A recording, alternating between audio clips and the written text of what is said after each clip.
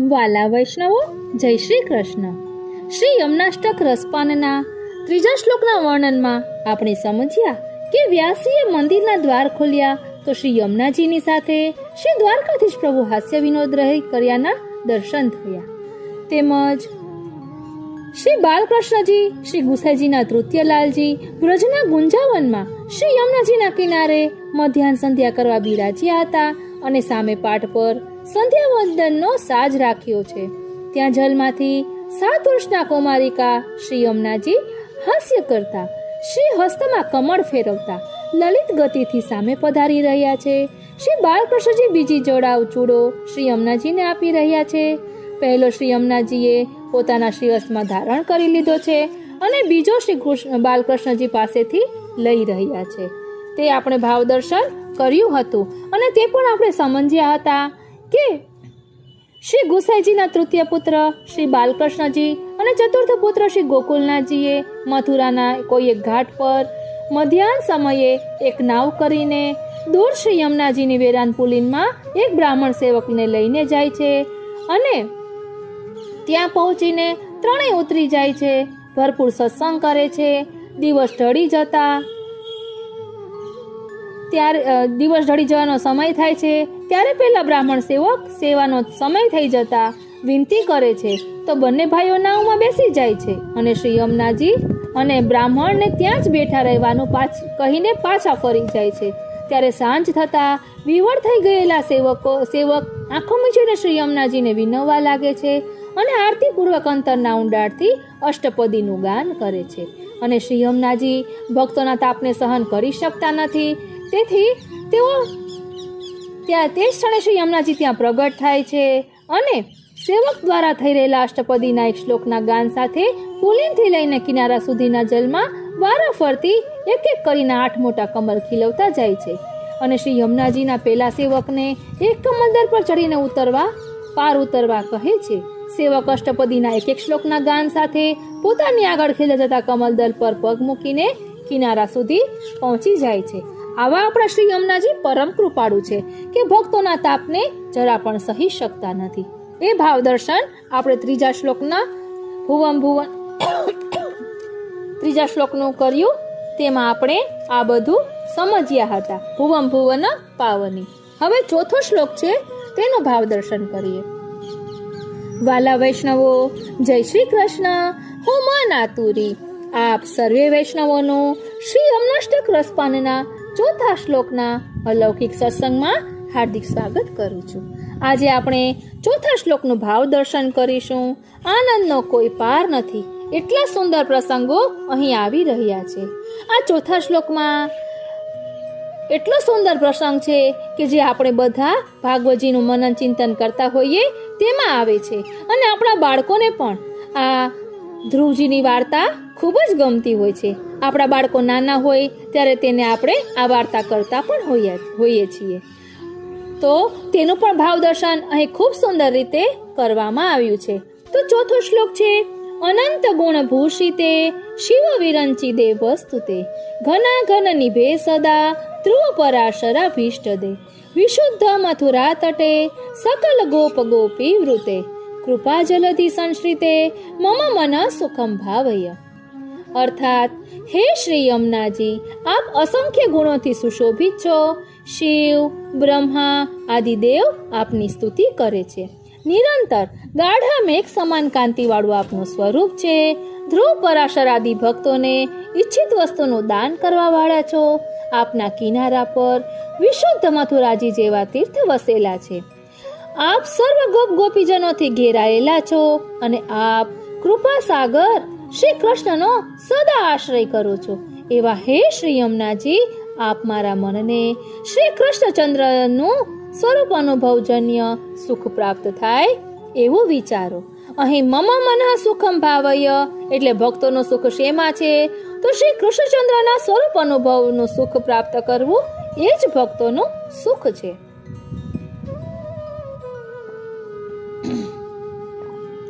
હવે આપણે આ પદના ભાવાર્થ જોયો તેને વિસ્તારથી સમજીએ. બ્રહ્માજીની મિથુન રૂપ પ્રજાવાળી સૌ પ્રથમ જોડી સ્વયંભૂ મનુ અને શત્રુપાની જોડી દ્વારા જન્મેલા નિષ્કપટ આચરણવાળા બીજા પુત્ર ઉત્તાનપાદ રાજાને 2 રાણી હતી, એક સુનીતિ અને બીજી સુરુચિ.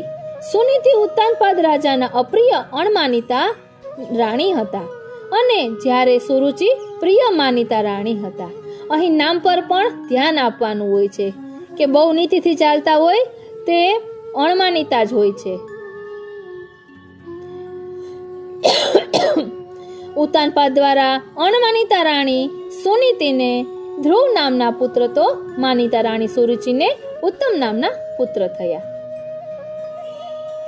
એક વખત ઉત્તાનપાદ રાજા પોતાની પ્રિય રાણીના પુત્ર ઉત્તમને પોતાના ખોળામાં બેસાડીને લાડ કરતા હતા. ત્યારે ધ્રુવજીએ પણ પિતાના ખોળામાં બેસવાની ઈચ્છા કરી. 5 વર્ષના નાનકડા બાળક ધ્રુવજીને પિતાએ પ્રેમ ન દીધો, બાજુએ હડસેલી દીધા. પ્રિય રાણીને ખોટું લાગશે એ ડરે રાજાએ અપ્રિય રાણીના પુત્રને પોતાના ખોળામાં બેસાડીને લાડ ન કર્યા. શ્રીનાથજી, ધ્રુવજીએ જીદ કરી તો અપરમાએ ધ્રુવજીને વાણી દ્વારા હકડાવ્યા, કડવા વચનથી વિંધ્યા. અપરમાના બાણ જેવા વાક્ય ધ્રુવજીને પ્રાણઘાતક લાગ્યા. સુરુચિએ વાણી અને વર્તનથી ધ્રુવજીની અવજ્ઞા કરી. પિતાએ સ્ત્રી મોહમાં મૌન રહીને પુત્રની અવગણના કરી. ધ્રુવજીને વધારે વ્યથા તો આ બીજી વાતથી થઈ. પિતા જોતા હતા છતાં કંઈ બોલી શકતા ન હતા, દબાઈ ગયા હતા. પિતા તરીકે પ્રેમ તો નહોતા દેતા, પણ રાજા તરીકે ન્યાય પણ નહોતા કરી શકતા. પ્રિય સ્ત્રીના મોહમાં ફસાયેલા રાજા ભાન ભૂલ્યા. અપ્રિય સ્ત્રીની સાથે સાથે એના નાનકડા નિર્દોષ પુત્રની અને પ્રભુની પણ રાજાએ અવજ્ઞા કરી. હળધૂત થયેલા દુઃખી ધ્રુવજીને હવે પિતા પણ પરાયા લાગ્યા. માના ખોળા વિના કોઈ આધાર ન દેખાયો. દોડીને માના ખોળામાં પડતું મૂક્યું. ધ્રુસકે ધ્રુસકે રડવા લાગ્યા. વત્સલમાં વગર સમજીએ પણ દીકરાને રડતા જોઈને રડવા લાગ્યા. વારંવાર પુત્રને રડવાનું કારણ પૂછવા લાગ્યા. માને દુઃખ ન થાય માટે ધ્રુવજીએ કાંઈ કહ્યું નહીં. તો મહેલના ચાકરો દોઢા બન્યા. વગર પૂછે આખી વાત મીઠું મરચું ભભરાવીને કહી. વાત સાંભળીને માનું ધૈર્ય છૂટી ગયું. છૂટે મોંએ રડવા લાગ્યા. પુત્રના દુઃખે માને અપાર વેદના થઈ. દુઃખા છતાંય નામ જેમનું સુનીતિ, પીડામાં પીસાવા છતાં પણ સંસ્કારની સુવાસ ફેલાવી. સુનીતિ માતા બોલ્યા, બેટા, કોઈનો અમંગલ ન ઈચ્છશો. આ વાત આપણે પણ યાદ રાખવાની છે કે કોઈનું અમંગલ ન ઈચ્છશો. આપણે અન્યને દુઃખ આપ્યું હશે તેનું ફળ આજે આપણે ભોગવીએ છીએ. હું જ દુર્ભાગી છું, તમે મારા દીકરા થયા. તમે સદભાગી હોવા છતાં મારા દુર્ભાગ્યે દુઃખી થયા. ભાઈ ઉત્તમની તમે અદેખાઈ ન કરતા. ઉત્તમ જેનું માનપાન અને રાજ્યસન ઈચ્છતા હો તો અનન્ય ભાવે સેવક થઈને, દાસ થઈને ભગવાનના ચરણને શરણે જાઓ. તમારા દાદા મનુને પ્રભુએ સુખ દીધું છે. દ્રઢતાપૂર્વકની પ્રભુની શરણાગતિ દુઃખ દૂર કરી સુખ મેળવવાનો સાચો અને સરળ ઉપાય છે. ભગવાન સિવાય દુઃખ દૂર કરે એવું જગતમાં બીજું કોઈ નથી. દીનતાપૂર્વક આશ્રય એકમાત્ર ભગવાનનો કરજો, બીજા કોઈનો નહીં. ભગવાનને તમારે શોધવા નહીં પડે. સાચા મનથી એને પોકારશો તો એ સામેથી તમને શોધતા આવશે. દુઃખમાં પણ સંસ્કારી વત્સલમાએ દીકરાને સન્માર્ગ સુજાડ્યો. ડાહ્યા દીકરાએ મમતા ભરી માની વાત માની. માને મૂર્છિત પ્રાય અવસ્થામાં મૂકીને 5 વર્ષના સુકુમાર ધ્રુવજી એકલા અટુલા પિતાના નગરમાંથી બહાર નીકળ્યા. વહાલ સોઈ માને છોડવાના દુઃખથી તેમનામાં દીનતા ઉભરાઈ આવી. છતાં મા બાપે અને અખૂટ વૈભવે પણ રાજકુમાર ધ્રુવજી અત્યારે સાવ નિરાધાર હતા. મારું કંઈ નથી, મારું કોઈ નથી. માના કહેવા પ્રમાણે પ્રભુ જ માત્ર મારા છે. એ ભાવે ધ્રુવજી અતિશય દીન બની ગયા. એમની સહાય ઉપરાંત કસોટી કરવા માટે ભગવાને પોતાના પ્રિય નારદજીને ધ્રુવજી પાસે મોકલ્યા.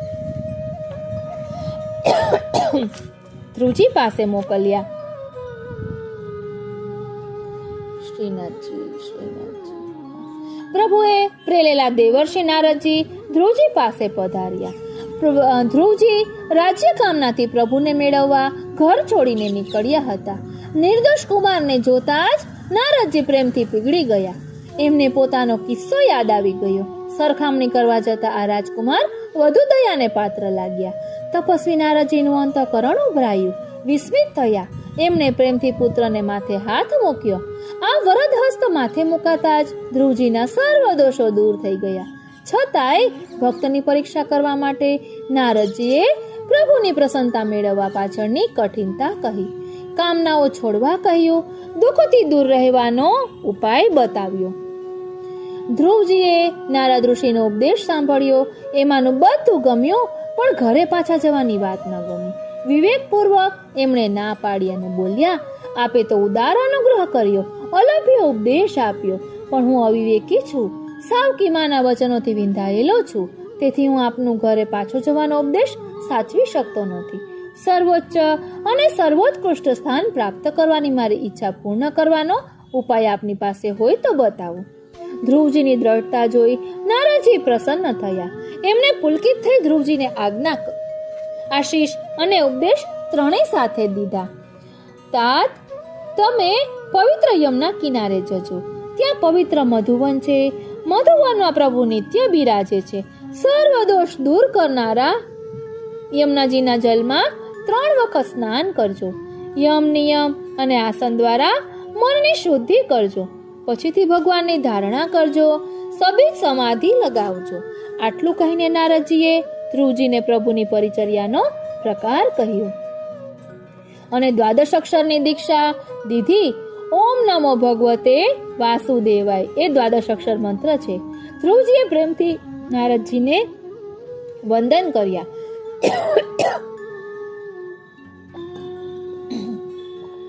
આપણે પણ વંદન કરીએ. પરિક્રમા કરી અને મધુવન તરફ ચાલી નીકળ્યા. નારદજી રાજા ઉત્તાનપાદ પાસે આવ્યા. પિતા તરીકેનું કર્તવ્ય ચૂક્યા અને પુત્રને દુભાવ્યા. એ માટે હવે કોઈ પશ્ચાતાપ ન કરવા રાજાને આશ્વાસન દીધું અને કોઈને ધ્રુવજીને શોધવા માટે વનમાં મોકલી એમના તપમાં ખલેલ ન પાડવા માટે નારદજીએ રાજાને સમજાવ્યા. કુમાર ધ્રુવજી શ્રી યમુનાજીના કિનારે મધુવનમાં આવ્યા.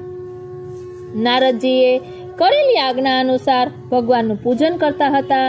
પહેલે માસે ત્રીજે દિવસે ઈચ્છા અનુસાર વગડાઉ ફળો કોઠા અને બોર ખાધા.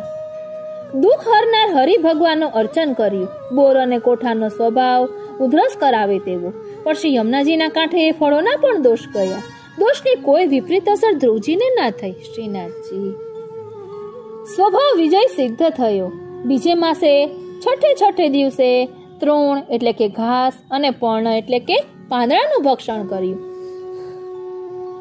સર્વસમર્થ વિભુનું અર્ચન કર્યું. તૃણ અને પર્ણમાં પોષણ કરવાનું સામર્થ્ય અલ્પ છે, પણ શ્રી યમુનાજીએ કૃપા કરીને ઘાસ અને પાંદડામાં પોષણનું સામર્થ્ય અધિક માત્રામાં પધરાવ્યું. ત્રીજે માસે 9મે દિવસે માત્ર શ્રી યમુનાજીનું જલપાન કર્યું. જલ તો પહે છે, દીકરાનું પોષણ માં કરે. શ્રી યમુનાજીએ સ્વપય દ્વારા કુમારનું પોષણ કર્યું. યમયાતના દૂર કરી. ધ્રુવજીએ ભગવાનનું આરાધન કર્યું. ચોથે માસે 12મે દિવસે કુમારે કેવળ શ્વાસ લીધો. શ્રી યમુનાજીએ પોતાના જલ સ્પર્શથી શીતળ વાયુ દીધો. કુમારે લીલા પરાયણ દેવને હૃદયમાં ધારણ કર્યા. 5મે માસે ધ્રુવજીએ શ્વાસ લેવાનો બંધ કર્યો. એક પગે સ્થિર ઉભા રહ્યા. વ્યાપક બ્રહ્મનું ધ્યાન કર્યું. સર્વાધારનું ધ્યાન થયું. ભગવાનનું તો તે અક્ષર સ્વરૂપ છે.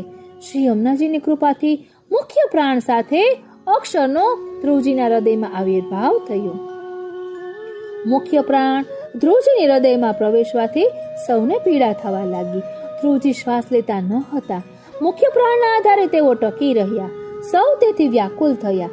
સર્વાત્મક ભગવાનના ચરણરૂપ અક્ષર અને જગતના પ્રાણરૂપ મુખ્ય પ્રાણ ધ્રુવજીના હૃદયમાં પધાર્યા. લોક કંપવા લાગ્યા. પૃથ્વી નમવા લાગી. દેવો પણ ગભરાયા. પ્રભુની પાસે આવ્યા. શરણાગતિ કરી. દુઃખ દૂર કરવા વિનવ્યા. ભગવાને કહ્યું, ચિંતા કરશો નહીં. ઉત્તાનપાદ રાજાના કુમાર મારામાં પ્રાણ પરોવીને તપ કરે છે. તેને નિવૃત્ત કરીશ.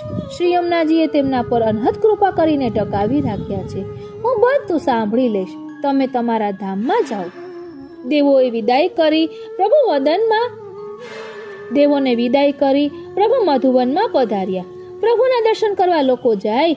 ભગવાન ભક્તના દર્શન કરવા મધુ રાક્ષસના વનમાં પણ પધાર્યા. પ્રભુ ગરુડારૂઢ થઈને મધુવનમાં પધાર્યા. ગરુડ કાલરૂપ છે. પોતાના ભક્તનો ગ્રાસ કરી કાલ ત્રાસ ન આપે તે માટે ગરુડને સાથે લઈને પધાર્યા. પ્રભુને પધારેલા જાણીને શ્રી યમુનાજી જલમાંથી પ્રગટ થયા તો અંતરિક્ષમાં વિચરી રહેલા નારદજી પણ મધુવનમાં પ્રગટ થયા. સર્વનું પાલન કરનાર આનંદરૂપ ભગવાને ધ્રુવજીના હૃદયમાં વીજળીના ઝબકારાની જેમ દર્શન દીધા. ક્ષણમાં તિરોહિત થયા. તે જ રૂપે બહાર પ્રગટ થઈને દર્શન દેવા લાગ્યા. પાલક રૂપે વિશ્વ અને ધ્રુવજીની રક્ષા કરી. આનંદ રૂપના દર્શને ધ્રુવજી પ્રેમ પુલકિત થયા. પૃથ્વી પર પડી દંડવત પ્રણામ કર્યા. પ્રભુને આંખથી અંતરમાં ઉતારતા જાણે પાન કરતા હતા. ભુજાથી જાણે ભેટતા હતા. કંઈક કહેવા ઈચ્છતા હતા પણ બોલાતું ન હતું. ભગવાને કૃપા કરી હાથ જોડતા નાના બાળકને વિવશ દશામાં જોયા. એમના ગાલે પ્રભુએ પોતાનો શંખ સ્પર્શ કરાવ્યો. શ્રીનાથજી, માનવને કૃપા મેળવવાની જેટલી ઝંખના નથી તેટલી આતુરતા પ્રભુને અનહદ કૃપા વરસાવવાની છે. અંતરિક્ષમાંથી દેવોએ પુષ્પવૃષ્ટિ કરી. શ્રીનાથજી, ભગવાનનો શંખ વેદનું એટલે કે શબ્દ બ્રહ્મનું રૂપ છે. ધ્રુવજીને હજુ યજ્ઞોપવિત સંસ્કાર થયા ન હતા. વેદનો અધિકાર ન હતો, છતાં ભગવાને શંખનો સ્પર્શ કરાવી અર્થસહિત વેદનું જ્ઞાન આપ્યું. આ પુષ્ટિ એટલે કે કૃપા છે. અનેક પ્રકારનું સામર્થ્ય ધ્રુવજીને મળ્યું.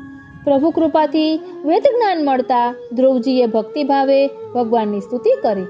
દ્વાદશ અક્ષરથી આરાધેલા દ્વાદશ અંગ પુરુષને દ્વાદશ શ્લોકમાં ગાયા. ભગવાને અંતઃ પ્રવેશ કર્યો. જ્ઞાનેન્દ્રિય અને કર્મેન્દ્રિયને સેવા ઉપયોગી બનાવી. પોતાનો અનુભવ આપ્યો. સંજીવન દીધું. ધ્રુવજીએ સ્તુતિ કરીને ફરીથી ભગવાનને નમસ્કાર કર્યા. ધ્રુવજીની સ્તુતિ સાંભળી ભગવાન પ્રસન્ન થયા. આ સર્વ કંઈ શ્રી યમુનાજીની પરમ કૃપાથી થયું. પ્રસન્ન પ્રભુએ ધ્રુવજીને કહ્યું, રાજકુમાર, તમારા હૃદયનો અભિલાષ હું જાણું છું, તે તમને આપું છું. ભદ્રમ તે, તમારું કલ્યાણ થાવ. ધ્રુવજીએ ભક્તિ પણ માગી છે, છતાં ભગવાને એનું અનુમોદન નથી કર્યું. ભક્તિ આપે તો ધ્રુવજીનો મોક્ષ મળે. ધ્રુવજીના હૃદયમાં તો અર્થ પ્રાપ્તિ એટલે કે રાજ્ય લાભની ઈચ્છા છે. તેથી ભગવાને તેમને ભક્તિ ન દેતા અર્થ દેવા ઈચ્છ્યું છે. ભગવાનની ઈચ્છા સર્વથી બલવતી છે. તેથી રાજ્ય દીધું, ભક્તિ ન આપી. પણ રાજ્ય દેતી વખતે કૃપા કરીને ભદ્રમ તે બોલ્યા, કારણ કે સત્તા અને સંપત્તિ રૂપ રાજ્ય તો અનર્થ કરનારું છે. પોતાના ભક્તને મોહ ન થાય, રાજ્ય કોઈ અનર્થ ન કરે. તેથી ભગવાન કૃપા કરીને બોલ્યા, તમારું કલ્યાણ થાવ. તમારા સાવકા ભાઈ ઉત્તમ યક્ષ સાથેના યુદ્ધમાં મરશે. તેની માતા સુરુચિ તેને શોધવા નીકળશે અને તેમ કરતા તે દાવાગ્નિમાં બળીને મરશે. તમે સર્વોચ્ચ સિંહાસને બેસીને 36,000 વર્ષ પર્યંત રાજ્ય કરશો અને ખૂબ દક્ષિણાવાળું યજન કરી કૃતાર્થ થશો. અંતે મારું સ્મરણ કરશો, મારા ધામમાં આવશો કે જ્યાં ગયેલો ક્યારેય પાછો નથી આવતો. ત્યાર પછી સપ્તઋષિઓથી પરિક્રમા કરાતા સર્વોચ્ચ અને સર્વોત્કૃષ્ટ એવા ધ્રુવ સ્થાનની અંદર વાસ મેળવશો. આમ વરદાન દઈને ગરુડારૂઢ પ્રભુ બાળકના દેખતા તિરોહિત થયા.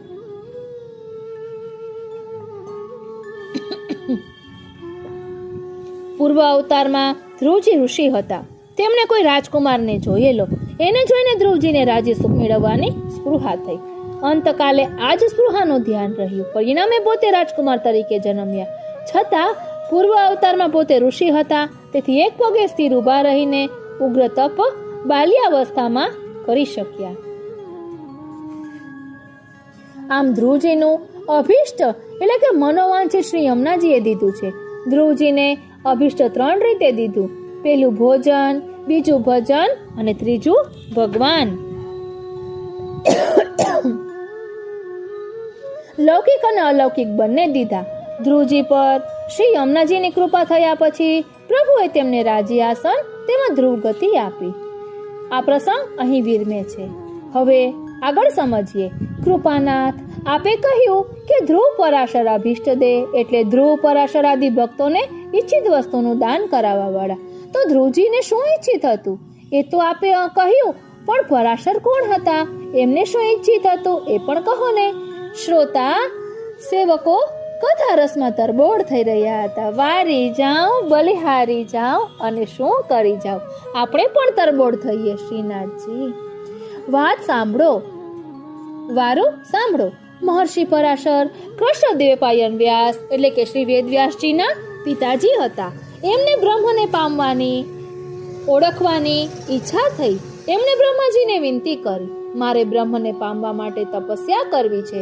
કૃપા કરી મને ભૂતળ ઉપરનું સર્વશ્રેષ્ઠ સ્થળ બતાવો, જ્યાં હું કાંઈ પણ પ્રકારના વિઘ્ન વગર મારી તપસ્યા કરી શકું. બ્રહ્માજીએ કહ્યું, આપ ભારત વર્ષના ઉત્તરખંડમાં આવેલા વ્રજમંડળમાં જઈ શ્રી યમુનાજીના કિનારા ઉપર આપની તપસ્યા પ્રારંભ કરો. આપે વ્રજમંડળમાં ફક્ત યમુનાજીના કિનારે તપસ્યા કરવાની આજ્ઞા કેમ કરી? મહર્ષિ પરાશરે જિજ્ઞાસા પ્રદર્શિત કરી. શ્રી યમુનાજી પ્રભુના પરમ સખી પ્રિયાજી સેવિકા છે. સાથે સાથે શ્રી યમુનાજી વ્રજભક્તોના જનની છે.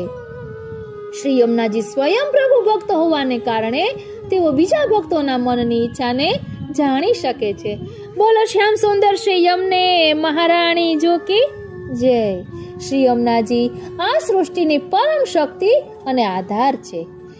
એ પરમ શક્તિની કૃપા વિના વ્રજ, વ્રજભૂમિ કે વ્રજરાજ પ્રભુના ચરણારવિંદની પ્રાપ્તિ થતી નથી. શ્રી યમુનાજી પોતાની ભક્તિ અને ગુણોને કારણે પ્રભુના ઐશ્વર્યને ધારણ કરે છે. વેદ, ઉપનિષદ, પુરાણો વગેરે વ્રજમંડળમાં વસનારા જે પરમ પ્રભુનું ગાન કર્યું છે, તે ગાન અને ગુંજનના પરમ તત્વરૂપ સ્વર તે આદિદેવિક સ્વરૂપે શ્રી યમુના તરીકે ઓળખાય છે. શ્રી યમુનાજી ફક્ત સતયુગ, ત્રેતાયુગ કે દ્વાપર યુગના ભક્તોની મનોકામના પૂર્ણ કરે છે તેવું નથી. કોઈ પણ કાળમાં જે પણ જીવ શ્રી યમુનાજીના શરણે જાય છે તે સર્વ જીવોની મનોકામના તેઓ પૂર્ણ કરે છે. બોલો શ્યામ સુંદર શ્રી યમને મહારાણી જુકી જય. બ્રહ્માજીની વાત માની પરાશર મુનિ વ્રજમાં આવ્યા. શ્રી યમુનાજીના કિનારે તપસ્યા કરી પોતાના ધ્યેયને પામ્યા. શ્રી યમુનાજી જેવા ઐશ્વર્યને પણ પામ્યા, જેને કારણે તેમને ત્યાં મહર્ષિ દેવપાયન વ્યાસ જેવા પુત્ર થયા. એટલે આ પ્રસંગ અહીં વિરમે છે. હવે આ શ્લોકમાં શ્રી યમુનાજીનું જે ચોથું ઐશ્વર્ય વસેલું છે તેને સમજશું. ચોથું ઐશ્વર્ય છે કૃપા જલધિ સંશ્રિતે શ્રીનાથજી. જેવા ગુણધર્મ અને રૂપ ભગવાને પુષ્ટિ લીલામાં સ્વયંને માટે પ્રગટ કર્યા છે, એવા જ સર્વ શ્રી યમુનાજીમાં પ્રગટ કર્યા છે.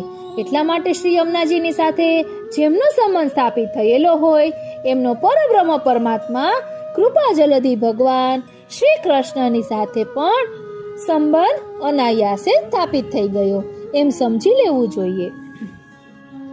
આવો જોઈએ છીએ આ જ વાત શ્રી પ્રભુચરણના સેવક અને શ્રી ગોવર્ધન ધરણના સખા ગોવિંદદાસજી કેવી રીતે કહે છે.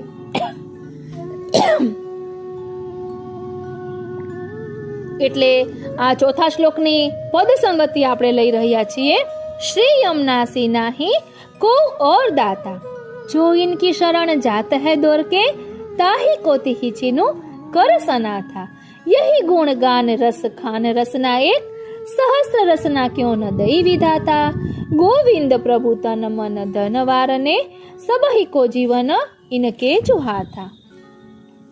अर्थात श्री यमुनाजी समान बीजा कोई दाता નથી. જે જીવ આતુરતાપૂર્વક એમના શરણમાં જાય છે એને એ જ ક્ષણે આપ સનાથ કરી દે છે. એ જીવનો શ્રી પ્રભુમાં પ્રતિભાવ દ્રઢ કરી દે છે. આપના ગુણગાન તો રસની ખાણ સમાન છે. એવા ગુણગાન ગાવાને માટે એક જીવા પર્યાપ્ત નથી. વિધાતાએ અહીં વાકપતિ શ્રી વલ્લભે એને માટે મને 1000 જીવાઓ કેમ નથી દીધી. ગોવિંદ સ્વામી કહે છે કે હું આપ પર મારું તન મન ધન ન્યોછાવર કરી દઉં છું. સર્વ જીવોની પુષ્ટિ જીવનની સાચી ફળ સિદ્ધિ તો આપના જ હાથમાં છે. આ જ વાતને આપણે દાસજીના એક માર્મિક પ્રસંગ દ્વારા પણ સમજવાનો પ્રયત્ન કરીશું. આવો જોઈએ. શ્રી પ્રભુચરણના તૃતીય પુત્ર શ્રી બાલકૃષ્ણજી અને ચતુર્થ પુત્ર શ્રી ગોકુલનાથજી. સ્વ આચાર્યજી એકવાર શ્રી યમુનાજીમાં સ્નાન કરી રહ્યા હતા. એટલી વારમાં ત્યાં સખા ગોવિંદદાસજી એટલે ગોવિંદ સ્વામી આપણે જે અષ્ટ સખામાં છે તે આવ્યા. એમને જોતા જ બંને ભાઈઓએ આપસમાં કંઈક નક્કી કર્યું અને તટ પર આવીને ગોવિંદદાસજીને જલમાં ખેંચવા લાગ્યા. તરત ગોવિંદદાસજી ચોંકી પડ્યા અને આજીજી કરવા લાગ્યા. જુઓ રાજીવ લોચનજી, વલ્લભજી, મને યમુના જળમાં નહીં ખેંચો. મળમૂત્ર અને હાડ ચામની ગઠરી એટલે કે પોટલી જેવો મારો આદેહ આપના આટલા પવિત્ર જળમાં ડૂબકી દેવાને શું એનો સ્પર્શ કરવાને પણ લાયક નથી. કૃપા કરીને મને છોડી દો. શ્રી બાલકૃષ્ણજી કહે છે, અરે ગોવિંદાસ, આયુષ્યમાં એકવાર તો શ્રી યમુના સ્નાન કરવું જ જોઈએ. આજે ભલે એ એક વારનું સ્નાન થઈ જાય. તો અહીં કહે છે, ગોવિંદાસજી કહે છે, હું આપને હાથ જોડીને વિનંતી કરું છું કે મને આવા ઘોર અપરાધમાં નહીં નાખતા. શ્રી યમુનાજી તો લીલાત્મક સ્વરૂપ છે. એમાં આ ગંદા અપ્રયોજક શરીરને શા માટે ડૂબાડવું જોઈએ? છતાંય જો આપ જબરદસ્તી કરશો તો એ મારો દોષ નહીં ગણાય હો. હવે આપ જાણો, અહીં તો અતિ ઉત્તમ સામગ્રી હોય એ જ સમર્પિત કરવી જોઈએ. સાંભળો, श्री यमुना जस जगत में जोई गावे, ताके अधीन वह रत है प्राणपति। नैन अरुबैन में रस जो छावे, वेद पुराण ते बात यह अगम है, प्रेम को भेद को न पावे। कहत गोविंद श्री यमुने की जा पर कृपा, सोई श्री वल्लभ कुल शरण आवे। अर्थात जगत में जे श्री यमुनाजी ना यश गाय छे तेने आधीन थईने प्राणपति श्री हरि रहे छे। तेना नेत्रो अने वाणीमां आनंद रस छवाई जाय छे। वेदो अने पुराणो पण आ रहस्यने समजी शकता नथी के जाणता ज नथी, कारण के प्रेमनो भेद कोई पामी शक्यो नथी। जेमना उपर श्री यमुनाजीनी कृपा थाय ते श्री वल्लभ कुलना शरणे आवी शके छे। निजाचार्यजीना सेवक अने श्री गोवर्धन धरणना सखा सूरदासजीए पण आ ज वात पोताना एक पदमां बहु सरलताथी कही दीधी छे। प्रेम के सिंधु को मरम जान्यो नहीं, सुर कहे कहा भयो देह बोरे। प्रेमना सिंधुना मर्म जाण्या विना श्री यमुना जलमां स्नान करवाथी शुं दाड़ो वड़े। आ रीते आ प्रसंग અહીં વિરમે છે। તો આવા અગાધ મહિમાવાળા શ્રી યમુનાજી પાસેથી આપણે કૃપા અને પ્રેમ કેવા હોય એ શીખ્યા। હવે આવતીકાલને માટે તૈયાર થઈ જજો, કારણ કે કૃપા અને પ્રેમ એ સહજ લક્ષણ ધારણ કરેલા શ્રી યમુનાજી આપણને શ્રી હરિને પ્રિય કેવી રીતે બની શક્યા તે પણ શીખવશે, કહેતા શ્રી હરિરાયજીએ શ્રોતાઓમાં જિજ્ઞાસા જગાડી। હવે અહીં જે પદ સંગતિમાં પદ આવ્યું હતું કે શ્રી યમુનાસી નાહી કો ઓર દાતા, તો તેની વાર્તા સંગતિ સાવ ટૂંકમાં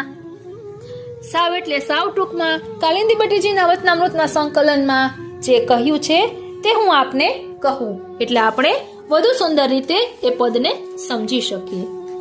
પદ છે શ્રી યમુનાસી નાહી કો ઓર દાતા।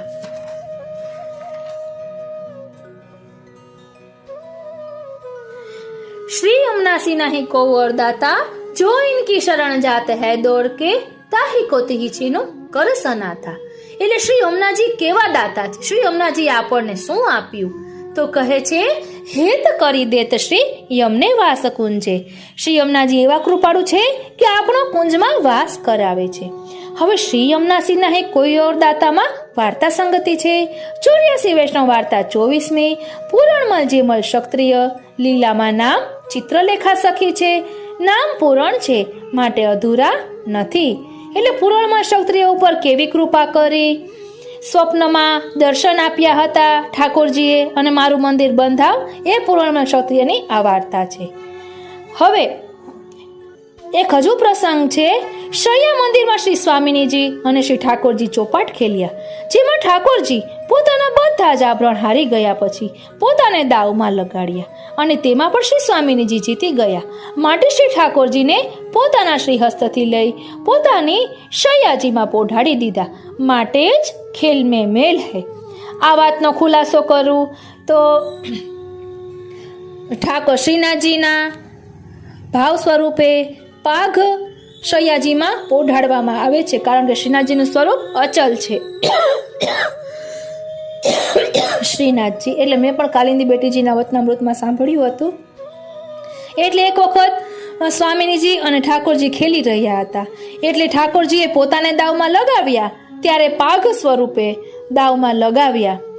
એટલે ઠાકોરજીએ એટલે શ્રી સ્વામિનીજી જીતી ગયા. પાસા નાખે એટલે 6-6-6. દર વખતે સ્વામિનીજી જ જીતે, એટલે એક એક આભરણ કરતા બધું જીતી ગયા.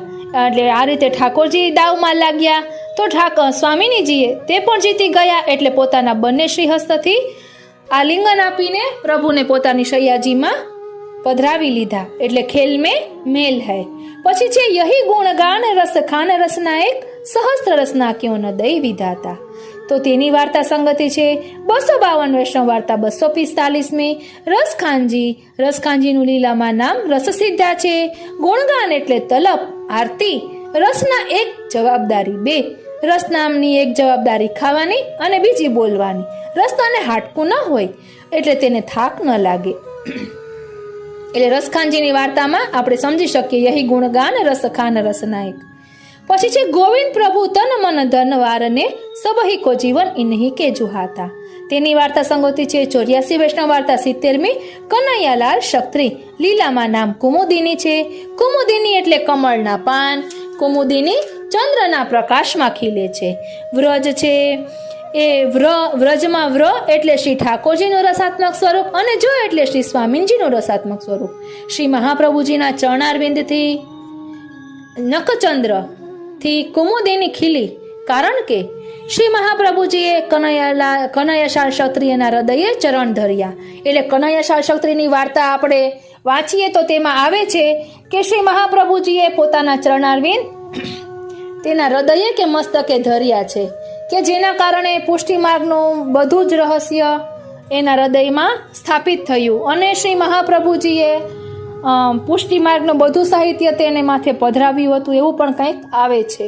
અને આ કનૈયાશાળ ક્ષત્રિય દરરોજ 16 ગ્રંથોનો પાઠ કરતા એ પણ વર્ણન આવે છે અને અર્થના અનુસંધાન પૂર્વક કરતા. એટલે આ રીતે આજે આ યમનાષ્ટકના 4થા શ્લોકનું વર્ણન અહીં વિરામ લે છે.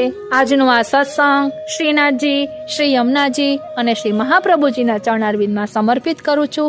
અને શ્રી હરિરાય મહાપ્રભુજીના ચરણારવિંદમાં એ જ વિનંતી ધરું છું કે આપે શ્રી યમુનાજીના જે સ્વરૂપનું વર્ણન કર્યું છે તે અમે અમારા આત્મપટલ પર ધારણ કરી શકીએ એવી આપ કૃપા કરો.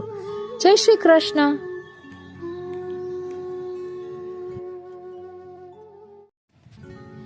कहत श्रुति सार निर्धार कर के, कहत श्रुति सार निर्धार कर के, इन बिना कौन ऐसी करे है सखी, हरत दुख द्वंद्व सुख कंद बरखे, ब्रह्म संबंध जब होत या जीव को, तब हीन की भूजा वाम फरके, दौर कर सौर कर जाय पिया सो कहे, अति आतुर मन में जुहार के, ना मनेर मोल नगल को ना सके, भक्त राखत हिये हार कर के, रसिक प्रीतम जो की होत जा पर कृपा, सोई श्री यमुना जी को रूप परखे, सोई श्री यमुना जी को रूप परखे, सोई गई श्री यमुना जी को रूप परखे। શ્રી યમુનાજીના પ્યારા અને વલ્લભના લાડીલા વૈષ્ણવોને મારા જય શ્રી કૃષ્ણ. હું મન આતુરી આપ સર્વે વૈષ્ણવોનો શ્રી યમુનાજીના 41 પદના અલૌકિક સત્સંગમાં હાર્દિક સ્વાગત કરું છું. આજે આપણે ત્રીજું પદ કહત શ્રુતિસાર નિર્ધાર કરકે તેનું ભાવ દર્શન કરવાના છીએ. હવે આ પદ આપણે બોલ્યા એટલે તેનો સૌપ્રથમ અર્થ જોઈએ કે વેદની શ્રુતિઓ. શ્રુતિસાર એટલે વેદની શ્રુતિઓ, મંત્રનો સાર. શ્રી યમુનાજીનું નામ ભક્ત માટે અલૌકિક કામ પુરુષાર્થ રૂપ છે. લૌકિકમાં સંસારીઓ કામ સુખથી રાજી થાય છે, તેમ ભક્તો શ્રી યમુનાજીના ગુણગાન દ્વારા શ્રી ઠાકોરજીને પ્રાપ્ત કરીને તેમને હૃદયમાં ધારણ કરવાના અલૌકિક કામ પુરુષાર્થને પ્રાપ્ત કરી રાજી થાય છે. આ ત્રીજા પદમાં શ્રી હરિરાયજી શ્રી યમુનાજીના ગુણગાનથી સિદ્ધ થતા અલૌકિક કામ પુરુષાર્થનું નિરૂપણ કરે છે. સાધન ચતુષ્ટયમાં પ્રમેયને પ્રાપ્ત કરવા માટે કેટલાક સાધન બતાવવામાં આવ્યા છે. મર્યાદા માર્ગના સાધન અને સાધના કરતા પુષ્ટિ માર્ગના સાધન અને એની આરાધના જુદી છે. મર્યાદા માર્ગમાં સાધન અને સાધ્ય તથા તેનું ફળ એમાં ત્રણેય અલગ અલગ હોય છે. પુષ્ટિ માર્ગમાં શ્રી ઠાકોરજી જ ભક્તોનું સાધન, સાધ્ય અને ફળ ત્રણેય છે. શ્રી યમુનાજીનું નામ સાધન પણ છે, તે જ સાધ્ય છે અને તે જ ફલરૂપ પણ છે. એમાં પદમાં શ્રી હરિરાયજી સમજાવે છે. શ્રી યમુનાજીના નામ, રૂપ, ગુણ અને લીલા પૈકી આ પદમાં શ્રી યમુનાજીની લીલાનું નિરૂપણ છે. પૃથ્વી પર કોઈ જીવને બ્રહ્મ સંબંધ થાય છે ત્યારે શ્રી યમુનાજી ગોલોકમાં શ્રી ઠાકોરજીને વધાઈ આપવા અતિ ઉત્સાહ અને આનંદ ભર્યા દોડે છે. એમની એ લીલાનું અહીં નિરૂપણ છે. શ્રી હરિરાયજી નિત્ય લીલાના પોતાના અલૌકિક સ્વામીની સ્વરૂપના ભાવાવેશમાં આવી નિત્ય લીલાની પોતાની સખીને સંબોધીને આ પદ ગાઈ રહ્યા છે. કહત શ્રુતિ સહાર નિર્ધાર કરકે. શ્રી હરિરાયજી આજ્ઞા કરે છે કે શ્રી ઠાકોરજીના સ્વરૂપ અને ગુણોની બાબતમાં વેદની શ્રુતિઓના ભિન્ન ભિન્ન અનુભવ છે. જે શ્રુતિને જેવો અનુભવ થયો એવું નિરૂપણ કર્યું. શ્રી ઠાકોરજી સ્વયં વિરુદ્ધ ધર્માશ્રય હોવાથી જુદી જુદી શ્રુતિઓએ શ્રી ઠાકોરજીના વિરુદ્ધ લાગતા ગુણોનું નિરૂપણ કર્યું છે. તેથી ઘણા વિદ્વાનોને સંશય થાય છે શું સાચું અને શું ખોટું. તેમને લાગે છે કે વેદમાં વિરોધ રહેલો છે. શ્રી મહાપ્રભુજી વાકપતિ હોવાથી એમણે સમજાવ્યું કે વેદમાં કોઈ વિરોધ નથી. શ્રી ઠાકોરજીના જે વિરુદ્ધ ધર્મ જોવા મળે છે તે બધા જ સત્ય છે, તેમાં કશું ખોટું નથી, બધું જ સાચું છે. શ્રી મહાપ્રભુજીએ વિરોધી અર્થવાળી શ્રુતિઓનો બહુ જ સુંદર સમન્વય અણુભાષ્યમાં અને બીજા ગ્રંથોમાં સમજાવ્યું છે. શ્રી હરિરાયજી આજ્ઞા કરે છે કે એક બાબતમાં તો વેદની બધી શ્રુતિઓ સંપૂર્ણપણે એકમત છે. તેઓ દ્રઢ નિર્ણય ઉપર પહોંચેલી છે.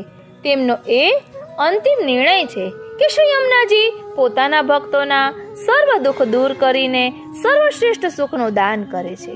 શ્રી હરિરાયજી પોતાની સખીને કહે છે કે હે સખી, ગોલોકમાં અને પૃથ્વી ઉપર શ્રી યમુનાજી સિવાય બીજું કોઈ આવું અદય દાન આપવામાં સમર્થ નથી. શ્રી યમુનાજી કૃપા શક્તિ હોવાથી તેઓ જ આવી કૃપા કરવા સમર્થ છે. ઈન બીના એસી કોન કરે હે સખી, હરત દુઃખ દ્વંદ્વ સુખ કંદ બરખે. આપણા જીવનમાં દુઃખ હંમેશા જોડકામાં આવે છે. કોઈ એક જ દુઃખ કદી આવતું નથી, કારણ કે દુઃખ શરીર અને મન બંને સાથે જોડાયેલું હોય છે. શરીર અને મન બંને એકબીજા સાથે જોડાયેલા છે. માણસ શારીરિક અને માનસિક દુઃખના જોડકાઓથી પીડાતો હોય છે. ભક્તોને પણ અન્ય મનુષ્યોની જેમ અહંતા મમતાનું દુઃખ ભજવે છે. અહંતા મમતા અવિદ્યા છે, તે શ્રી ઠાકોરજીથી વિમુખ કરાવનારી છે. લૌકિક અભિમાન વધારનારી છે, જીવને બહિર્મુખ બનાવનારી છે સંસારમાં રહેલા સૌને અનુભવાતા મોટા ભાગના દુઃખો અહંતા મમતાના જ પરિણામ હોય છે. તેમાંથી કામ ક્રોધ જન્મે છે. એ જ સર્વ દુઃખોનું કારણ બને છે. માણસને બીજું દુઃખ પોતાના માન અપમાનનું હોય છે. એને માન મળે તો પણ એ માન સદા ટકી રહેશે કે કેમ એની ચિંતા અને ઉદ્વેગ એને રહે છે. અપમાન તો દુઃખ આપે જ છે. યશ અપયશ પણ દુઃખ આપનારા જ છે.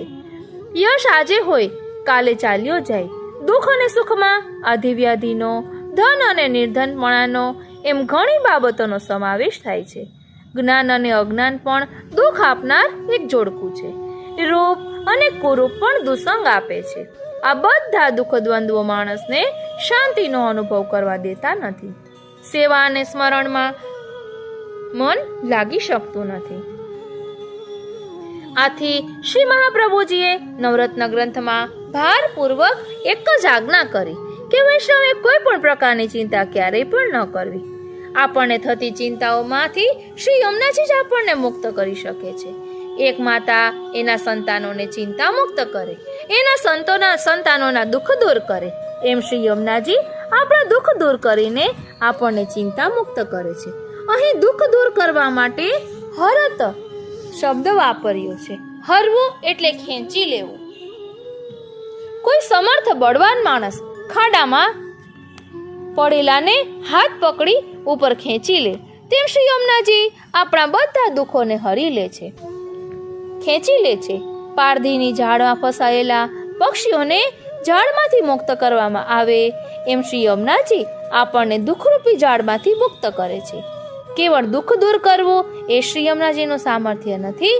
દુઃખ તો વેદ વગેરેમાં બતાવેલા ધર્મ સાધનોથી પણ દૂર થઈ શકે. શાસ્ત્રો કહે છે કે દુઃખનો અભાવ એ સુખ નથી. આપણે એમ કહીએ છીએ કે મારું દુઃખ ગયું, એનો અર્થ એવો નથી કે મને સુખ મળ્યું. એક બહુ ભૂખ્યો માણસ હોય, એને ભૂખનું ભારે દુઃખ હોય. કોઈ એને વાસી લુખો રોટલો ખાવા આપે તો તે ભૂખના દુઃખમાંથી છૂટવા ઝટપટ ખાઈ જશે.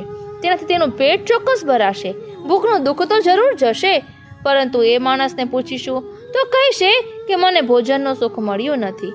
મન ભાવતું ભોજન મળે તો જ ભોજનનું સુખ કહેવાય. એટલે દુઃખની નિવૃત્તિ એક વસ્તુ છે, જ્યારે સુખની પ્રાપ્તિ બીજી વસ્તુ છે. ધર્મ સાધનો અને દેવી દેવીઓ અલ્પ પ્રમાણમાં માણસને લૌકિક સુખ આપી શકે છે. તે વિષયાનંદ છે. જ્ઞાનીઓને વધુમાં વધુ મોક્ષ મળે છે, જે બ્રહ્માનંદ છે. પરંતુ આ બધા સુખ કાચા છે, અલ્પ છે અને ક્ષણિક છે. સાચું સુખ તો કેવળ શ્રી ઠાકોરજી જ છે. તેઓ પૂર્ણાનંદ અને સદાનંદ છે. એ ન મળે ત્યાં સુધી બીજા બધા સુખ કાચા છે. એટલે શ્રી દયારામભાઈએ કહ્યું કે રીઝે રાબડી થકી ગરીબ લોક રે, ભોગીને ન ભાવે રે. લૌકિક સુખો કે સ્વર્ગનો સુખ કે મોક્ષનો સુખ ભક્તને મન રાબડી જેવું છે. ભોગીને રાબડી ભાવતી નથી. ભોગીને ભાવતા ભોજનનો સુખ સ્વીકાર્ય હોય છે. માટે શ્રી ઠાકોરજીએ સુખકંદ કહ્યા છે.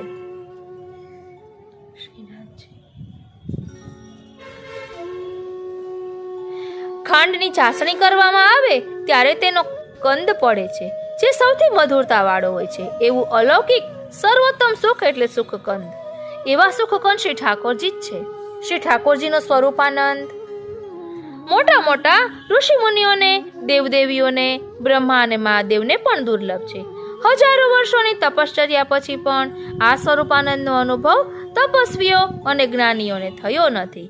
જ્ઞાન, કર્મ, યોગ, ઉપાસના જેવા માર્ગો દ્વારા કોઈને આ સુખ મળ્યું નથી. મર્યાદા ભક્તોને પણ પૂર્ણ પુરુષોત્તમ પ્રભુના સ્વરૂપાનંદનું દાન પ્રાપ્ત થતું નથી. એવું આ અલૌકિક સુખ શ્રી યમુનાજી પોતાના ભક્તોને આપે છે. તે અલ્પ પ્રમાણમાં નથી આપતા, પણ અઢળક આપે છે. એમ સમજાવવા શ્રી હરિરાયજીએ બરખે શબ્દનો પ્રયોગ કર્યો છે. સુખકંદ ની શ્રી યમુનાજી વર્ષા કરે છે. અગણિત વર્ષોથી એમના વિપ્રયોગનું જે દુઃખ હતું એ પણ જેને ભૂલી જવાયું હતું, એવા પૃથ્વી પર સબળતા પુષ્ટિજીવોને શ્રી યમુનાજીએ શ્રી ઠાકોરજીના સંયોગ અને વિપ્રયોગ ઉભય રસનો અનુભવ કરાવ્યો છે, ઉભય સુખ આપ્યું છે, એવું અન્ય કોઈ કરવા સમર્થ નથી. એમ હે સખી તું નિશ્ચિત રૂપે માનજે. શ્રી હરિરાયજી આમ આજ્ઞા કરીને પરોક્ષ રૂપે આપણને સમજાવી રહ્યા છે કે આવા કૃપાસાગર શ્રી યમુનાજી મળ્યા પછી એમના ચરણનો દ્રઢ આશ્રય અને એમના ગુણગાન છોડીને તમે દુઃખમાંથી મુક્ત થવા અને સુખ શોધવા બીજે ક્યાંય ભટકશો નહીં. તમારો સમય અને શક્તિ બરબાદ કરશો નહીં. કહત શ્રુતિ સાર નિર્ધાર કર કે ઇન બિના કૌન એસી કર હે સખી હરત દુઃખ દ્વંદ્વ સુખ કંદ બરખે. બીજી કડીમાં શ્રી હરિરાયજી પૃથ્વી પર પુષ્ટિજીવોને થતા બ્રહ્મસંબંધ સમયના અલૌકિક પ્રસંગનું રહસ્ય સમજાવે છે. બ્રહ્મ સંબંધ જબ હોત યા જીવ કો તબ હી ઇનકી ભૂજા વામ ફરકે. લીલાધામમાંથી વિખૂટા પડેલા પુષ્ટિજીવોનો ફરીથી ઉદ્ધાર કરવા શ્રી ઠાકોરજી અને શ્રી સ્વામિનીજીની આજ્ઞાથી યુગલ સ્વરૂપના ભાવાત્મક સ્વરૂપે શ્રી મહાપ્રભુજી પૃથ્વી પર પધાર્યા અને શ્રી યમુનાજીને સાક્ષાત શ્રી ઠાકોરજીએ બ્રહ્મ સંબંધ આપીને પુષ્ટિજીવોને બ્રહ્મ સંબંધની દીક્ષા આપવાની આજ્ઞા કરી. ત્યારથી શ્રી મહાપ્રભુજીએ અને તેમના પછી તેમના વંશના હૃદયમાં બિરાજીને કૃપા શક્તિ સ્વરૂપ શ્રી મહાપ્રભુજીએ પુષ્ટિજીવોને બ્રહ્મ સંબંધ કરાવ્યું છે, કરાવે છે અને કરાવશે. જ્યારે પણ પૃથ્વી ઉપર કોઈ પણ પુષ્ટિજીવને બ્રહ્મ સંબંધનું દાન થાય છે શ્રીનાથજી, ત્યારે નિત્ય લીલાધામમાં બિરાજતા શ્રી યમુનાજીની ડાબી ભુજા ફરકે છે. તબહીને કી ભુજા વામ ફરકે. શુકન શાસ્ત્ર મુજબ પુરુષનું જમણું અંગ અને સ્ત્રીનું ડાબું અંગ ફરકે તે શુભ મંગલ ઘટનાનો સંકેત છે. તેને સારા શુકન માનવામાં આવ્યા છે. શ્રી યમુનાજીની ડાબી ભુજા ફરકતા શ્રી યમુનાજીને આનંદ થાય છે શ્રીનાથજી કે પૃથ્વી પર ગયેલો એક જીવ ફરી પાછો લીલાધામમાં આવવાની આજે યોગ્યતા અને અધિકાર મેળવી રહ્યો છે. તે હવે ઝટપટ લીલાધામમાં શ્રી ઠાકોરજીની સેવામાં આવી પહોંચશે. અગણિત વર્ષોથી એણે જે દુઃખ વેઠ્યું છે એમાંથી હવે મુક્ત થશે. આવા આનંદ મંગલના સમાચાર જેને વ્રજ ભાષામાં વધાઈ કહેવામાં આવે છે તે આપવા માટે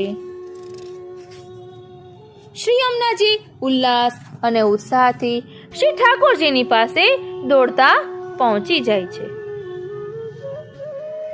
દોર કર સોર કર જાય પિયા સો કહે અતિ આતુર મન મેજુ હરખે. તેઓ શ્રી ઠાકોરજીને વધાઈ આપવા માટે આતુર બન્યા છે. એટલા આતુર છે કે ઝડપી ગતિએ ચાલતા નથી. જાણે મુઠ્ઠીઓ વાળીને શ્વાસભેર દોડી રહ્યા છે. શ્રી ઠાકોરજીની પાસે પહોંચીને ધીમા અવાજે વધામણી આપવાની ધીરજ રહી નથી. ઝટપટ વધાઈ શ્રી ઠાકોરજી સુધી પહોંચાડવા માટે તેઓ ઊંચા સાદે વધામણી આપી રહ્યા છે. જાણે તેઓ શ્રી ઠાકોરજીને કહી રહ્યા છે, હે પ્રાણનાથ, લીલાધામમાંથી વિખૂટો પડેલો એક વધુ પુષ્ટિજીવ અગણિત વર્ષો સુધી 84 લાખ યોનિઓમાં ભટકીને ફરીથી આજે આપના ચરણારવિંદના શરણમાં આવ્યો છે. શ્રી વલ્લભે તેનો હાથ આપણા શ્રી હસ્તમાં સોંપ્યો છે. આપે પણ શ્રી વલ્લભને વચન આપ્યું છે કે હું એ જીવનો હાથ કદાપી છોડીશ નહીં. રામાનંદ પંડિતના પ્રસંગમાં આપે આપનું એ વચન પાડી બતાવ્યું છે. એવા સત્ય વચન પરિપાલક આપ કૃપા કરી શરણે આવેલા જીવનો અંગીકાર કરો અને તેને આપના અલૌકિક સ્વરૂપાનંદનું દાન કરો. આમ શ્રી યમુનાજી શરણાગત જીવની ભલામણ શ્રી ઠાકોરજીને કરે છે. બ્રહ્મ સંબંધ જબ હોત યા જીવ કો તબ હી ઇનકી ભુજા વામ ફરકે. દોર કર સોર કર જાય પિયા સો કહે અતિ આતુર મન મેં જુહર કે. શ્રી યમુનાજી આવી ભલામણ કરીને અટકી જતા નથી. ડગુમગુ ચાલવા પણ અશક્ત એવા આ પુષ્ટિજીવને શ્રી યમુનાજી પોતાનું નામ સ્મરણ દાનમાં આપે છે. શ્રી હરિરાયજી આજ્ઞા કરે છે કે શ્રી યમુનાજીનું નામ પણ રત્ન જેવું છે. નામ નિર્મોલ નગલે કોઉ ના સકે. આમ તો શ્રી યમુનાજીનું નામ કેવળ 3 સરળ અક્ષરનું છે, એમાં એક પણ જોડાક્ષર નથી. કોઈ પણ જીવ સરળતાથી ઉચ્ચારી શકે તેવું છે, પરંતુ એનું સ્મરણ અને રટણ કરવા પણ અધિકાર જોઈએ.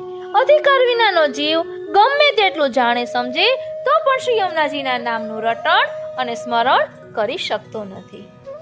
શ્રી હરિરાયજી આજ્ઞા કરે છે કે લે કોઉ ના શકે. બધા લોકો શ્રી યમુનાજીનું નામ લઈ શકતા નથી, રટી શકતા નથી. કેવળ પુષ્ટિ ભક્તો કે જેમના પર શ્રી યમુનાજીની કૃપા થઈ હોય છે તેઓ જ તેમનું નામ સ્મરણ સંકીર્તન કરી શકે છે. શ્રી યમુનાજીનું નામ સૌને સુલભ છે. અતિ કિંમતી હીરો કોઈ ગરીબના હાથમાં આવે તે માણસ હીરાને ઓળખતો જ ન હોવાથી તેને કાચનો ટુકડો સમજી ફેંકી દે અને કાયમ માટે ગરીબ રહે. એવું જ અતિ કિંમતી રત્ન જેવા શ્રી યમુનાજીના નામનું પણ છે. શ્રી યમુનાજીનું નામ કેવળ તેમના ભક્તોને જ પ્રિય લાગે છે. એ રટવામાં ભક્તોને જ આનંદ આવે છે. સંસારી મનુષ્યના ભાગ્યમાં એ નામ સંકીર્તનનો અલૌકિક આનંદ હોતો નથી. આથી પુષ્ટિ ભક્તો શ્રી યમુનાજીના નામરૂપી હીરાનો હાર બનાવી તે હારને પોતાના હૃદય ઉપર ધારણ કરે છે. ભક્ત રાખત હિયે હાર ધરીકે. શ્રી યમુનાજીનું એક એક નામ એક એક રત્ન સમાન છે. એક રત્નનો હાર બનતો નથી. હાર બનાવવા માટે ઘણા રત્નો જોઈએ. ઘણા રત્નોથી બનેલો હાર શોભાયમાન લાગે છે અને તેને કંઠમાં ધારણ કરી શકાય છે. એક જ રત્ન હોય તો તેને પદકમાં જડીને ધારણ કરવામાં આવે છે. શ્રી હરિરાયજી સમજાવે છે કે શ્રી યમુનાજીના નામો પણ અપરંપાર છે, અગણિત છે. એમના જેટલા ગુણો અને જેટલી લીલાઓ છે એટલા એમના નામ છે. આવા નામોને એકત્ર કરીને શ્રી હરિરાયજીએ અને બીજા શ્રી મહાનુભાવોએ શ્રી યમુનાજીના 108 નામો રૂપી અલૌકિક રત્નમાળાઓ આપણને આપી છે. ઘણા વૈષ્ણવો શ્રી યમુનાજીના 108 અને 1000 નામોની નામાવલીઓનો પાઠ પણ કરે છે. ગર્ગ સંહિતામાં શ્રી યમુનાજીના 1000 નામ આપવામાં આવ્યા છે, જે શ્રી યમુના સહસ્ર નામ તરીકે પણ પ્રસિદ્ધ છે. શ્રી યમુનાજી વિષયક આપણા સંપ્રદાયમાં જે સ્તોત્ર પાઠ છે અને ધોળપદ છે એ બધા પણ શ્રી યમુનાજીના નામરૂપી એક અલૌકિક રત્ન છે. એ બધા દ્વારા જે ભક્ત શ્રી યમુનાજીનું ગુણગાન કરે છે એ સર્વનામોને પોતાના હૃદયમાં ધારણ કરે છે. તેમના ઉપર શ્રી ઠાકોરજીની કૃપા વરસે છે. શ્રી યમુનાજીનું ગુણગાન કરનાર પુષ્ટિ ભક્તો પર શ્રી ઠાકોરજી અતિ પ્રસન્ન થાય છે. શ્રી ઠાકોરજી પ્રસન્ન થતા શ્રી ઠાકોરજીની કૃપાથી એ ભક્ત શ્રી યમુનાજીના અલૌકિક સ્વરૂપનો અનુભવ કરી શકે છે. એને શ્રી યમુનાજીના અલૌકિક સ્વરૂપ અને લીલાના દર્શન થાય છે. શ્રી યમુનાજીના અલૌકિક સ્વરૂપના દર્શન શ્રી ઠાકોરજીની કૃપા વિના સંભવિત નથી. શ્રી ઠાકોરજીની કૃપા શ્રી યમુનાજીના ગુણગાન વિના સંભવિત નથી. શ્રી યમુનાજીનું ગુણગાન શ્રી યમુનાજીની કૃપા વિના સંભવિત નથી. માટે શ્રી હરિરાયજી આજ્ઞા કરે છે કે શ્રી યમુનાજીની કૃપા પામવા શ્રી યમુનાજીનું નામ સ્મરણ કરતા રહો, શ્રી યમુનાજીના ગુણગાન કરતા રહો. લૌકિકમાં પણ કોઈનું ગુણગાન કરવામાં આવે તો તેની કૃપા પામી શકાય છે, તે પ્રસન્ન થાય છે. તો શ્રી યમુનાજીનું ગુણગાન કરીએ તો શ્રી યમુનાજી કેમ પ્રસન્ન ન થાય? માટે શ્રી હરિરાયજી આજ્ઞા કરે છે કે જે શ્રી યમુનાજીના અલૌકિક સ્વરૂપનું દર્શન કરવું, જેને શ્રી યમુનાજીના અલૌકિક સ્વરૂપનું દર્શન કરવું એ જ આપણો કામ પુરુષાર્થ છે. અલૌકિક ફળ માટે શ્રી યમુનાજીનું ગુણગાન જ પુષ્ટિ સાધન છે. નામ નિર્મોલ નગલે કોઉ ના સકે, ભક્ત રાખત હિયે હાર તરીકે. રસિક પ્રીતમ જો કે હોત જા પર કૃપા, સોય શ્રી યમુનાજી કો રૂપ પરખે. આ પદમાં પણ કેટલાક પાઠ ભેદ છે. બીજી પંક્તિમાં આવો પાઠ ભેદ છે. ઈન બિના એસી કોન કરહી સખી, એવો એક પાઠ મળે છે. તો બીજો પાઠ ઈન બિના કોન એસી કરે હે સખી એવો પણ મળે છે. વાસ્તવમાં તેમાં બંને શબ્દોનો ફેરફાર છે. અર્થમાં કોઈ ફેરફાર નથી. બીજી કડીની પ્રથમ પંક્તિમાં પાઠ ભેદ છે. બ્રહ્મ સંબંધ જબ હોત હૈ જીવ કો, એવો એક પાઠ મળે છે. તો બીજું બ્રહ્મ સંબંધ જબ હોત યા જીવ કો એવો મળે છે. પહેલા પાઠ પ્રમાણે જ્યારે બ્રહ્મ સંબંધ થાય છે ત્યારે શ્રી યમુનાજીને આનંદ થાય છે એવો અર્થ છે. અને બીજા પાઠ પ્રમાણે આ જીવને એટલે કે જેને બ્રહ્મ સંબંધ થઈ રહ્યું છે તેને જોઈને શ્રી યમુનાજીને અતિ આનંદ થાય છે, એવો અર્થ છે. વાસ્તવમાં મૂળ અર્થમાં કોઈ વિરોધ નથી.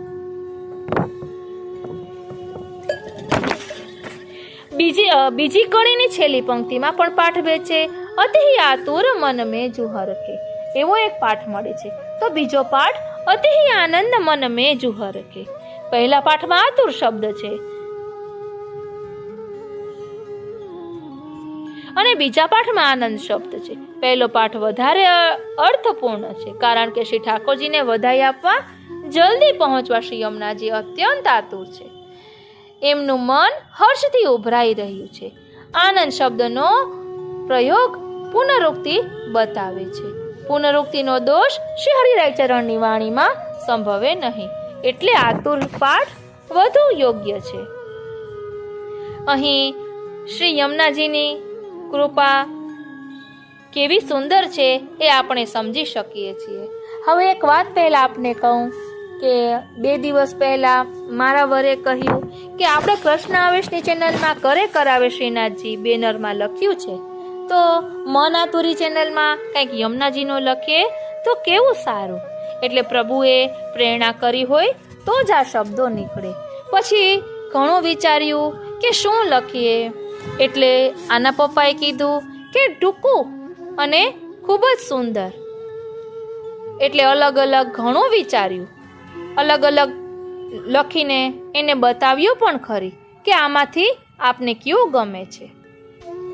એટલે આપને પણ કઈ યમુનાજી વિશે એવું કંઈ કહેવું હોય તો કોમેન્ટ બોક્સમાં જરૂર જણાવશો. અમે પણ નમો દેવી યમને, વારંવાર શ્રી યમને ગુણગાન કીજે. એટલે આનું મન એવું છે કે યમુનાજીનું નામ પણ સાથે આવવું જોઈએ. એટલે આજે સવારે વિચાર આવ્યો કે મન આતુરી એટલે કે મન આતુર છે તો દર્શન દિયો માં શ્રી યમુનાજી, એવું કહીએ ત્યારે પણ આપણું મન શ્રી યમુનાજીના દર્શન કરવા માટે આતુર હોય એવો વિચાર કરીને અત્યારે લખ્યું છે.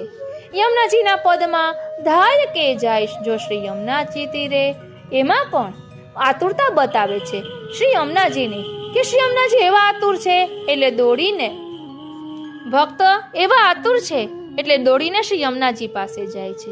પરંતુ ધાય કે એ લખીએ તો એ શબ્દનો અર્થ બધાને ખબર હોય એવું જરૂરી નથી, એટલે બધા સમજી શકે એ હેતુથી અત્યારે દર્શન દિયોમાં શ્રી યમુનાજી લખ્યું છે.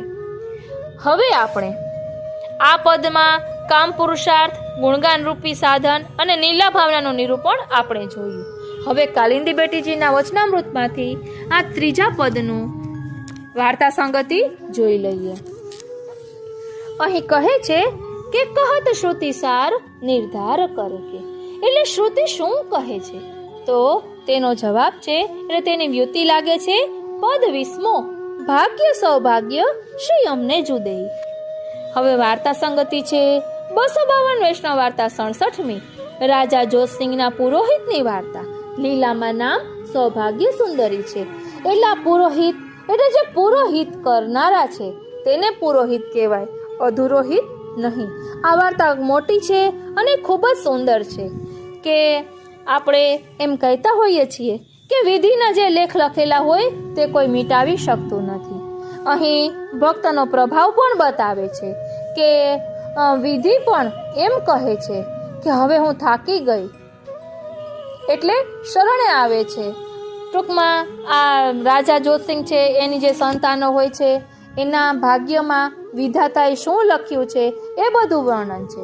અને વિધાતાએ લખેલા લેખ તો મિથ્યા ન જઈ શકે, એટલે આ પુરોહિત છે એ એવો ઉપાય કરી બતાવે છે કે વિધાતાના લેખ ખોટા પણ ન પડે અને